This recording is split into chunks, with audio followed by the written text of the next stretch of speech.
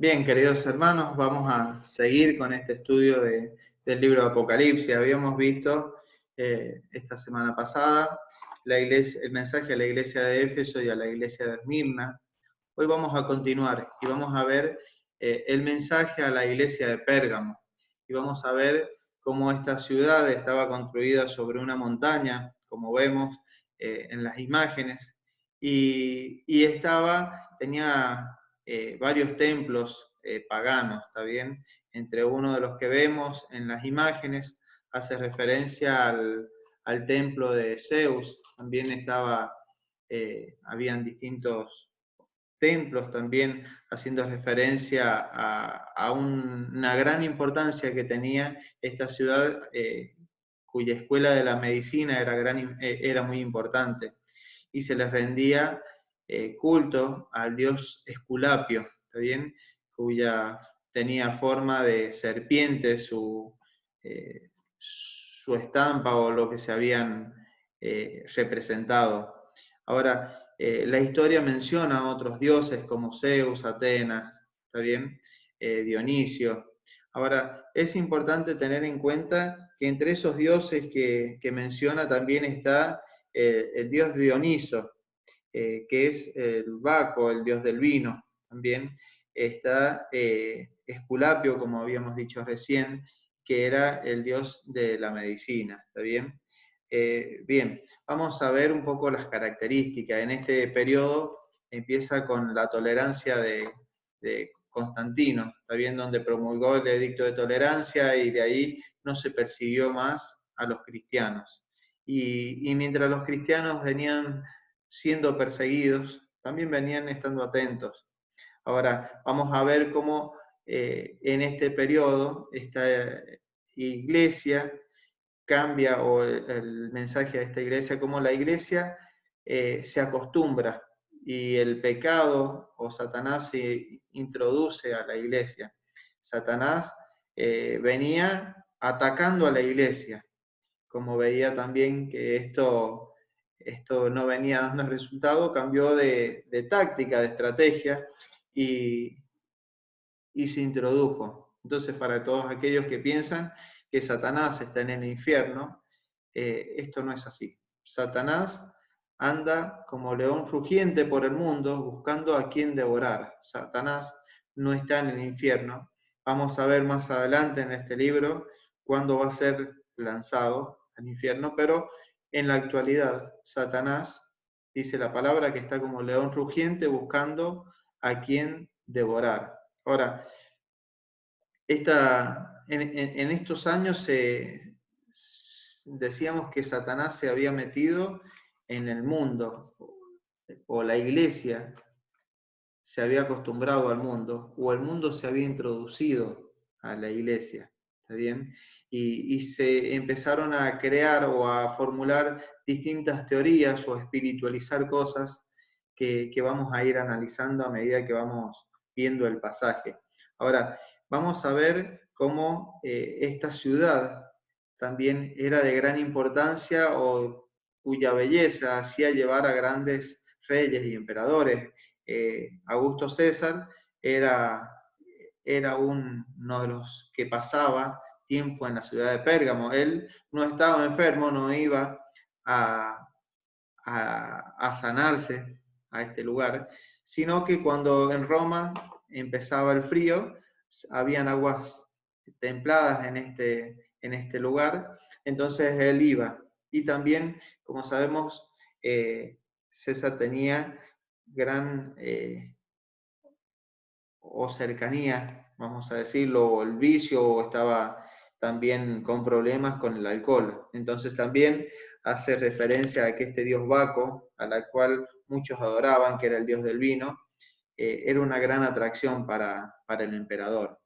Bien, sigamos un poquito y vamos a empezar a analizar un poquito el texto. Vamos a ver desde el 12 al 17, y es importante que lo puedan ir leyendo. Dice en el primer versículo, vamos a analizar un poquito, escribe al ángel de la iglesia en Pérgamo. Ahora, es importante saber que cuando ya habíamos visto que cuando se refería al ángel, se refería al mensajero, ¿está bien? Al pastor de la iglesia, y en forma cariñosa se lo había tratado como ángel, se lo trataba como ángel. Ahora, fíjense que dice, el que tiene la espada aguda de dos filos. Y esto es importante, y esta frase, esta palabra, hace referencia también o enfatiza ese la, enfatiza la espada aguda, la aguda y la de dos filos, ¿está bien? Haciendo referencia a que la espada aguda de dos filos es la palabra de Dios.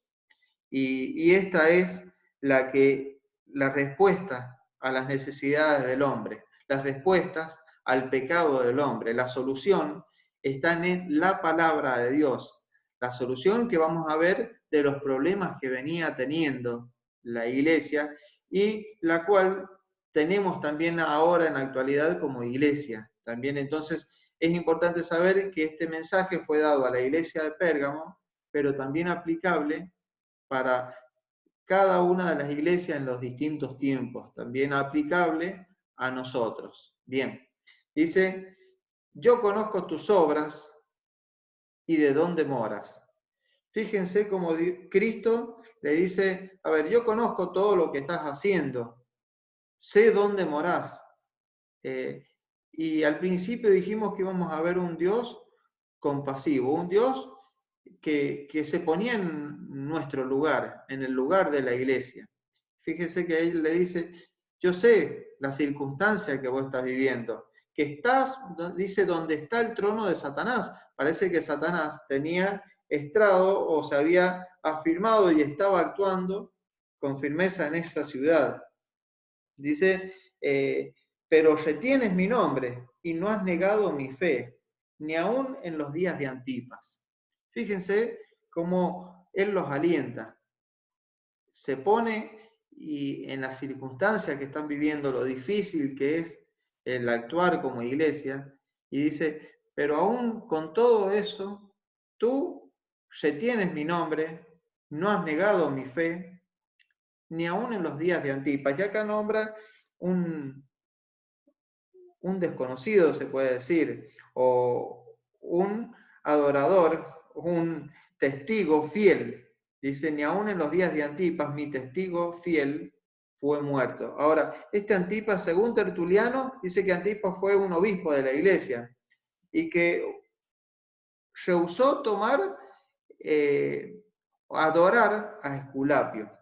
Y dice que cuando se lo obligaba a que rindiera culto a Esculapio, dice que el oficial romano exclamó y le dijo, Antipas, ¿no sabe que todo el mundo se te opone? Y dice que él contestó y dijo, entonces estoy contra todo el mundo. Él, aún sabiendo de que lo iban a castigar, dijo, prefiero estar contra todo el mundo y no contra la iglesia. Entonces, qué buena enseñanza saber que no importa si tenemos que obedecer a Dios, si en ese momento nos contraponemos al mundo, y que muchas veces pasa que la obediencia a la palabra hace desobedecer al mundo. Este Antipas dice que les dijo entonces, me opondré a todo el mundo. Y en eso dice que fue metido a un toro hueco de bronce, dice que fue calentado con fuego hasta que Antipas murió. Pero así, aún con todas estas circunstancias, esta iglesia retenía el nombre de Dios. No había negado la fe. Ni aún con todas estas circunstancias, dice el Señor. Y aún con todo esto, Cristo les dice, yo sé, conozco todo lo que estás haciendo y sé dónde estás morando. Querida iglesia, el Señor sabe dónde estamos. Sabe que estamos en un país idólatra. Sabe que estamos en un país donde todo el mundo, lo que está mal para la palabra, para el mundo, le da lo mismo. Aún con todo eso, dice el Señor, que conoce dónde vivimos. Pero ¿saben qué? dice que tenemos que retener el nombre de Cristo y no negar la fe, aún con circunstancias adversas, como estaba viviendo esta iglesia de Pérgamo. Ahora, sigue, dice, pero tengo algunas cosas contra ti, le dice Jesús, Cristo, a esta iglesia. Que tienes ahí a los que retienen las doctrinas que enseñaba Balac, a poner tropiezos a los hijos de Israel y a comer cosas sacrificadas a los ídolos y a cometer fornicación. Y también tiene a los que retienen la doctrina de los nicolaitas. Fíjense que nombra dos doctrinas, aquellas doctrinas de Balaam, que eran aquellas que enseñaba Balac a tomar mujeres moabitas y que con esa unión se introducía la idolatría a la iglesia. ¿Está bien? Se acostumbraban y se llevaban a las costumbres moabitas y empezaban a introducir la idolatría dentro del pueblo de Dios.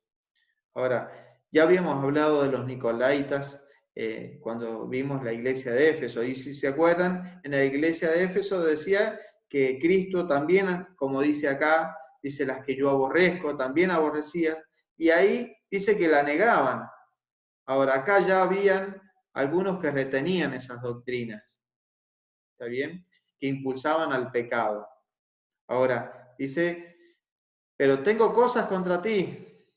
Estás reteniendo dentro de la iglesia aquellos que practican el adulterio, aquellos que practican las doctrinas de Balac, aquellas que enseñaba Balac, y las doctrinas de los nicolaitas. Dice, y les da una solución, dice, por tanto, arrepiéntete. Querida iglesia, ante el pecado la única solución es el arrepentimiento. Si no hay arrepentimiento de nuestros pecados, no hay solución. Y aún así, Cristo advierte, dice, pues si no vendré pronto a ti, le dice a la iglesia de Pérgamo, le dice, y pelearé contra ellos, contra todos aquellos que vayan y practiquen tales cosas. Y fíjense con qué dice que iba a pelear contra ellos. Dice, y pelearé contra ellos con la espada de mi boca, con la palabra. Habíamos visto anteriormente la importancia de la palabra, que era la solución a las necesidades y al pecado del hombre. Con esa misma Cristo va a venir a juzgar, con la palabra de Dios. Dice el versículo 17, dice, el que tenga oído, oiga lo que el Espíritu dice a la iglesia.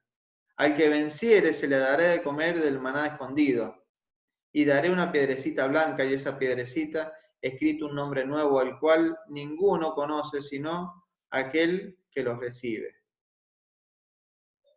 La única forma, hermanos, que tenemos, o la única solución que tenemos ante el pecado, es el arrepentimiento. Entonces, queridos hermanos, como iglesia tenemos que cuidar que el mundo no se introduzca a la iglesia.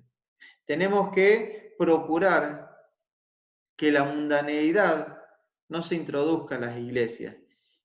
Y si yo participo en ese que todo da lo mismo, que todo bueno está bien, que bueno no pasa nada, me tengo que arrepentir. Dice la palabra de Dios, por tanto, arrepiéntete. Quería comentarles una circunstancia. Esta iglesia buscaba y retenía. Me encanta, aún con las circunstancias de este testigo fiel que habíamos visto anteriormente, Antipas, aún con esa circunstancia, les dice, aún así retienes mi nombre, aún así no has negado mi fe, aún con toda esta circunstancia que estamos viviendo, aún con el país en el que vivimos, en la idolatría que vivimos, en el pecado en el que vivimos, como Satanás sigue buscando como león rugiente, buscando devorar a los cristianos a que claudiquen de la fe, aún así tenemos que mantener firme la fe y la doctrina. Y no claudicar, no equivocarnos, no decir, bueno, da igual, no pasa nada. Total, es lo mismo. Vamos a seguir y vamos a seguir con la próxima iglesia. Y esta es la iglesia de Tiatira. Y esta ciudad está más adentro, no es una ciudad costera.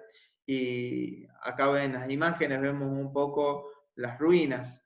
Esta ciudad no estaba plantada sobre un lugar que pudiera ser una fortaleza, pero sí estaba en un valle muy rico, ¿está bien? Donde estaba rodeado por dos lagos muy ricos y era estratégica desde ese punto de vista, no desde la fortaleza ante las guerras. Y, y en, esa, en, esas, en ese lugar vamos a ver cómo esta iglesia es introducida también. Acá en el mapa vemos cómo está introducida más adentro y ese ingreso dentro del alejada del mar hacía perderle importancia importancia en cuanto a política y en cuanto a mercado. ¿Está bien? Ahora, esto es importante que podamos ir analizando algunas características de este mensaje. Primero, vamos a darle una temporalidad de los periodos en el cual se hace referencia a esta iglesia, que es desde los 590 después de Cristo hasta el 1517. Ahora, esta ciudad está situada cerca de Pérgamo, a unos 60 kilómetros, y es la ciudad más pequeña de las 7 que vamos a nombrar, a las cuales hace referencia el mensaje. No hay mucho conocimiento en cuanto a arqueología de esta iglesia que pueda arrojar a la luz lo que era, pero sí se han encontrado algunas monedas haciendo referencia a idolatría, que también habían problemas de idolatría en esa región. Ahora, el principio de la religión acá es un poco oscuro, un poco turbio, se puede decir, porque todo hacía referencia a la idolatría. Ahora, vamos a ver qué dice la palabra con respecto a esta iglesia. Dice, vamos a leer desde el 18 hasta el terminar el capítulo, en el versículo 29, y dice, y escribe al ángel de la iglesia de Tiatira, el Hijo de Dios, el que tiene ojos como llama de fuego y pie semejante a bronce bruñido, dice esto. Nuevamente el mensaje fue dado al pastor de la iglesia y acá se representa a Cristo como un Cristo de juicio. ¿Está bien? Vamos a ver más adelante cómo esta imagen del que tiene ojos como llamas de fuego y pies de bronce bruñido hace referencia a juicio. Dice, yo conozco tus obras tal cual como había visto de cada una de estas. Y vamos a ver que aún con todo esta iglesia y la introducción del pecado en la iglesia, vamos a ver cómo esta iglesia seguía en obras. ¿Está bien? Dice, yo conozco tus obras, tu amor, tu fe, tu servicio, tu paciencia, y que tus obras postreras son más que las primeras. Les da un montón de elogios. Les dice, mira, estás obrando de manera magnífica. El Espíritu Santo está trabajando en esta iglesia, porque tengamos en cuenta que el amor es fruto del Espíritu Santo, que la paciencia es fruto del Espíritu Santo. Y aún con todo esto, esta iglesia seguía obrando, aún con las circunstancias que vamos a ver un poquito más adelante. Ahora, este periodo hace referencia al protestantismo Y, y no es todo bueno. Vamos a ver cómo Dios en gran parte también reprende algunas cosas. Y dice que en las cosas que reprende tengamos en cuenta que va a reprender, pero no podemos dejar de vista que hubieron en ese periodo también grandes siervos de Dios que dieron luz a un poco de las tinieblas en el cual vivía esta iglesia. Dice, pero tengo unas pocas cosas contra ti, que toleras a la mujer de Jezabel, que se dice profetiza, y enseña y seduce a mis siervos para fornicar y a comer cosas sacrificadas a los ídolos. Entre las cosas que tenía era que habían tolerado al pecado. En la iglesia anterior, en Pérgamo, veíamos cómo Satanás se había cambiado de estrategia y se había introducido en la iglesia. Acá se estaba tolerando el pecado. Esta mujer lo que hacía era proclamar la fornicación, a comer cosas sacrificadas a los ídolos, a fornicar, a introducir el pecado. Y aún así estos dice que la toleraban. Dice, y que se había mezclado con el cristianismo, todo este paganismo con el cristianismo, y se habían introducido ritos y doctrinas que habían reemplazado la fe en el Cristo crucificado. Todos estos ritos y paganismos se habían metido de tal forma que Cristo ya no era el centro. Y queridos hermanos, tristemente, con el paso de los años, aún muchas iglesias y aún protestantes, Cristo no es el centro del Evangelio, de la predicación. Cristo tiene que volver a ser el centro de la iglesia.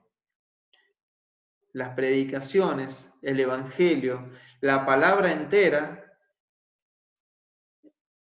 está basada en Cristo. Y si Cristo no es el centro, si la obra de Cristo no es el centro de la predicación, hay un error.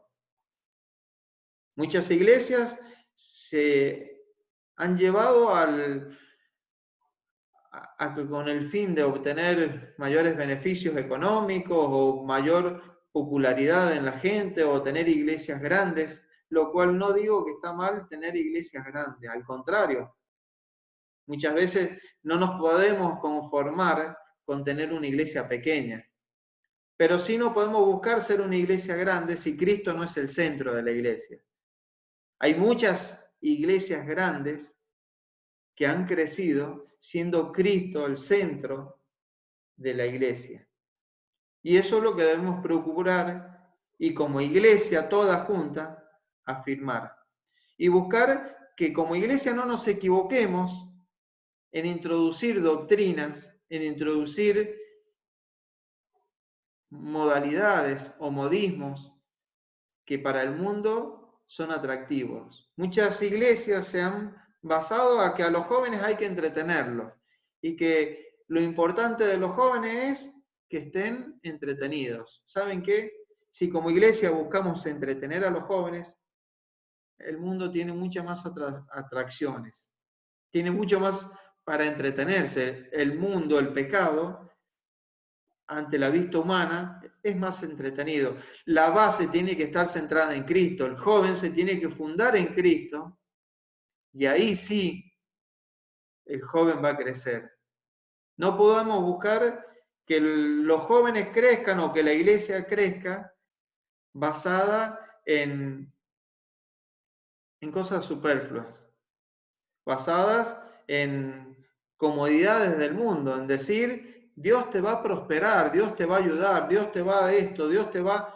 Es cierto, Dios nos puede prosperar si Él quiere, Dios nos puede ayudar si Él quiere, pero no es la base del Evangelio. La base del Evangelio es, Dios te va a perdonar si te arrepientes.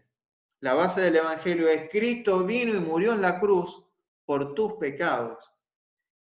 Y si no te arrepentís, Cristo te va a juzgar con su palabra, como veíamos recién. Ahora esta iglesia dice que esta iglesia toleraba todas esas enseñanzas. Dice, y les he dado tiempo para que se arrepientan, pero no se quieren arrepentir. Hermano, Dios fue misericordioso, Dios toleró, pero ¿saben qué? Si no hay un arrepentimiento, Dios va a juzgar. Dios va a juzgar. ¿Saben qué? Ya lo habíamos visto anteriormente. Si Dios tiene que cerrar una iglesia, la va a cerrar. Si no es luz para este mundo que necesita de la luz de Cristo, la iglesia no va a prosperar. Entonces es importante que como iglesia no nos acomodemos al mundo, no nos acostumbremos al mundo, que como iglesias y aún aquellos que predicamos, tengamos en cuenta que la predicación o la palabra primero tiene que estar fundada en Cristo. La base del Evangelio es Cristo. De ahí en más las ayudas emocionales, de ahí en más las ayudas o lo que se pueda predicar en cuanto a base bíblica de que nos vamos a sentir mejor, de que vamos a estar económicamente a lo que Dios quiera, pero que lo que Dios nos dé va a ser lo que necesitemos. Pero el centro es Cristo. Después, lo otro es parte o supletorios al vivir en Cristo. ¿Saben qué? El vivir mejor económicamente no nos va a llevar con el Señor. El sentirnos bien emocionalmente no nos va a llevar con el Señor. Nos va a llevar con el Señor a entender la obra salvadora de Cristo. Va a llevar a salvación a otros el que entiendan la obra de Cristo en la cruz. Vamos a seguir leyendo. Dice el versículo 22. Dice, he aquí, yo arrojo seguimos. He aquí, yo la arrojo en cama, en gran tribulación, a los que con ella adulteran, si no se arrepienten de las obras de ella. Y a tus hijos heriré de muerte, y todas las iglesias sabrán que yo soy el que escudriña la mente y el corazón, y os daré a cada uno según vuestras obras. Qué importante es saber que tenemos a un Cristo que no va a ver la parte superficial de las personas, sino que Cristo va a ver lo profundo de la persona, va a ver qué hay en el interior de la persona, qué es lo que retiene en su corazón. Querido hermano, muchas veces buscamos y decimos, bueno, yo me muestro por acá, total, nadie se da cuenta. ¿Saben qué? Cristo no va a ver la parte que mostramos cada uno como personas, va a ver lo que tenemos en nuestro corazón arraigado y lo que tenemos en nuestra mente, lo que pensamos, va a ver nuestra profundidad. Ahora, fíjense que sigue y dice que aquella la va a llevar y la va a postrar, y aún a sus hijos. Está hablando de castigo, de juzgar. Habíamos dicho que cuando él se presentó, hacía referencia, dice, a juicio, ¿está bien? Dice que él se presenta, dice, el que tiene los ojos como llama de fuego, haciendo referencia a juicio. Más adelante lo vamos a ver en el mismo libro, pero Dios no va a dejar como si nada el pecado. Dios va a escarbar y va a ver qué hay en nuestros corazones. Y como iglesia tenemos que ayudarnos unos a otros a crecer, a alentarnos y sepamos que si nos queremos mostrar de una forma, podemos engañar a los hermanos, podemos engañarnos aún a nosotros mismos, pero no vamos a engañar a Cristo. Él nos va a ver profundamente. Dice, pero lo que tenéis, retenedlo hasta que yo venga. Lo que tengas de Cristo, retenedlo hasta que Él venga. El que venciere y guardare las obras hasta el fin, yo le daré la oportunidad, la autoridad sobre las naciones. Y es siendo referencia a lo que vamos a vivir en un futuro. No nos vamos a adentrar ahora en eso, pero ya vamos a ver un poco sobre eso. Dice, y las regirá con varas de hierro, y serán quebrantadas como vaso de alfarero, como yo también la he recibido de mi Padre, y le daré la estrella de la mañana. El que tiene oído, oiga lo que el Espíritu dice a la iglesia. Ahora, el apóstol Pablo explica un poco esa autoridad sobre las naciones. Pero también vemos que la estrella de la mañana es la esperanza de la iglesia, que es cuando Cristo venga por su iglesia y nos lleve. Aquellos que podamos morir antes, nos iremos con el Señor al cielo, y aquellos que estén vivos, dice que el Señor los va a raptar. Esa es la esperanza. Dice, aguardando la bienaventuranza y la manifestación gloriosa de nuestro Dios y Salvador Jesucristo. Dice Pablo a Tito. Dice, aguardando la esperanza. Y esa es la esperanza de la iglesia. Para eso dice que hay que arrepentirse de los pecados. Para eso tenemos que volver a la palabra, tenemos que volver a Cristo como centro del mensaje. Para eso tenemos que saber que no podemos tolerar el pecado, que no podemos acostumbrarnos al mundo, que el mundo no se puede introducir en la iglesia. Para eso tenemos que saber que la esperanza está latente, mientras que tengamos o retengamos lo que hemos adquirido de Cristo. Al que venciere, sabemos que vamos a llegar a estar con Cristo.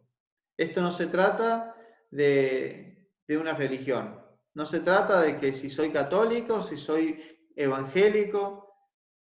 Si vemos en el tiempo, tanto cuando participó la Iglesia Católica, como vimos en la iglesia anterior, como en esta, donde hace referencia al protestantismo, y hubieron grandes siervos del Señor, como Lutero y como tantos otros. Aún así, esta iglesia fue permitiendo, tolerando el pecado. Que no nos pase, que no nos pase que nos acomodemos al mundo. Es importante que como iglesia podamos entender la importancia de Cristo. Cristo tiene que ser el centro. Después podemos abarcar temas secundarios, que es cómo vivir mejor. Pero vamos a vivir mejor si Cristo es el centro de nuestras vidas. Y de ahí partir con nuestras teorías. Queridos hermanos, espero que la palabra haya llegado a lo más profundo de sus corazones. Vamos a terminar con una oración y les pido que analicemos cómo estamos viviendo como iglesia, cuáles son las fallas que tenemos que ir solucionando, cuáles son las cosas buenas también, como en esta iglesia se le elogia, seis elogios le da a esta iglesia: amor, fe, servicio, paciencia. Aquellas cosas buenas las retengamos, porque es lo que nos manda también el Señor. Y analicemos los errores, que como iglesia podamos crecer todos juntos en armonía, en amor, en paciencia, en fe, en servicio. Que nuestras obras postreras sean mejor que las que venimos haciendo, que a medida que vamos avanzando como iglesia, podamos ir mejorando. Es el anhelo que tenemos todos como cuerpo. Para eso nos tenemos que analizar primero en forma personal y después en forma grupal, tratar de que el mundo no se introduzca. Vamos a orar. Padre amado, honramos tu nombre, Señor. Te pedimos perdón, Señor, por los errores que podamos estar cometiendo como iglesia. Te pedimos error por nuestras falencias, Señor. Te pedimos que tú, Señor, seas el centro de nuestras vidas y el centro de nuestra amada iglesia local. Bendice, Señor, a nuestra querida iglesia, bendice al mensajero de la iglesia, Señor, bendice a nuestro amado pastor, bendice a cada uno de los obreros, a cada uno de los hermanos, y bendice, Señor, desde ya a todos aquellos que se agregarán. En Cristo Jesús, Señor nuestro. Amén. Bien, hermanos, ya esta próxima semana iremos terminando con el mensaje a las 3 iglesias que nos están quedando la iglesia de Filadelfia, la iglesia de Sardis y la iglesia de la Odisea. Y con eso vamos a terminar el mensaje a las 7 iglesias, las cosas que son, de acuerdo a las particiones que habíamos visto en la primera clase. Bien, les mando un fuerte abrazo y espero que la palabra del Señor haya recalado en lo más profundo de sus vidas. El Señor los bendiga.